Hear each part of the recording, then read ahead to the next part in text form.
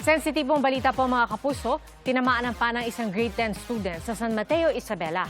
At ayon sa Schools Division Office na Isabela, nagsasanay ng archery sa loob ng classroom ang isang student athlete para sa posibleng pagsali sa palarong pambansa. Pero ang pinakawalan niyang pana, tumama sa biktimang estudyante. Batay sa report ng eskwelahan at ng pulisya, walang inaprobahang archery practice ang principal sa loob ng classroom. Iniimbestigahan ang insidente para malaman kung sino ang may pananagutan sa insidente. Ayon sa School Division Office, inoperahan ng estudyante at nasa maayos ng kalagayan. Inatasan na ng DepEd Isabela ang mga paaralan na balikan ang kanilang safety protocols para sa mga aktibidad na gumagamit ng equipment na maaaring magdulot ng injury.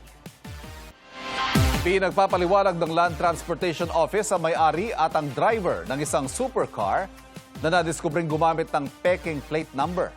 Ay kay LTO Chief ASEC Marcos Lacanilao, natukoy nilang ang aktor na si Derek Ramsey ang rehistradong may-ari ng sasakyan, habang isang negosyante naman ang nagmaneho nito. Dahil dito ipinaalarma na ng LTO ang supercar. Sinuspindi ng 70 araw ang driver's license si Ramsey at ng negosyante habang isinasagawa ang investigasyon. Sa paunang impormasyong nakalap ng LTO na ibenta na umano ni Ramsey ang sasakyan sa isang negosyante at ang negosyante umano ang gumawa ng peking plaka gamit ang initials ng kanyang pangalan. Pero hindi pa kanila naipalipat sa pangalan ng negosyante ang sasakyan at si Ramsey pa rin ang registered owner sa kanilang records.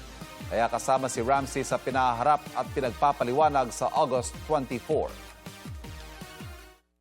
Kailangan niyang i-prove sa amin sa LTO na kung nabenta na niya o pinahiram ba niya para malinawan lahat. Kailangan daling niya yung mga deed of sale niya na nabenta na niya doon sa tao para ma-determine na kung yung tao lang ang may problema. Sabi ni Ramsey sa GMA News bago tuloy ang magkaroon ng konklusyon, basahin muna niya ng maigi ang pahayag ng LTO. Naitala sa ilang probinsya ang kabi-kabilang insidente ng pang-aabuso sa mga aso. May nahuli kam ng mga aso na nasangkot sa disgrasya ng isang motorsiklo.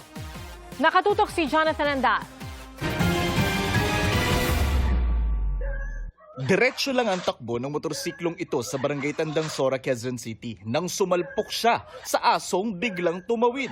Nawala ng balanse at tuluyang sumemplang ang rider. Malakas yung impact narinig talaga namin. So, chinek ko yung CCTV, yun, doon ko na nakita na bumagsak na yung motor. I thought nga, nagdulas lang kasi basa umuulan. Nung rinivi ko, okay, aso pala. Nahirapang tumayo ang rider. Nilapitan at tinulungan ng isang residente. Nagtamuraw ng galos sa binte ang rider pero agad ring umalis. Ang nasalpok na aso tumakbo palayo at hindi na nakita ulit. Ayon sa may-ari ng CCTV na nakakuha sa insidente, sa kapitbahay nila ang aso. Sinubukan naming hingi ng pahayag ang barangay pero tumanggi sila dahil hindi raw nakarating sa kanilang aksidente.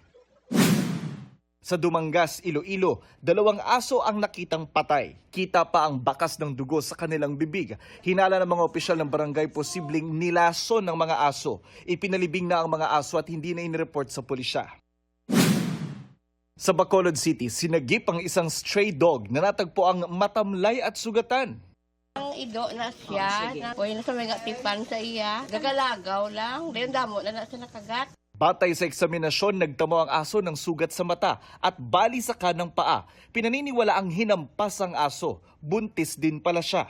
Pag abot niya, nag-bleed na actually ang iyang eyes, no? Kaya nag-rupture iyang cornea. Kagti sa assessment namon may line fracture pagid siya sa iyang zygomatic nga bone, anemic pagid siya. Jonathan Andal, nakatutok, 24 oras.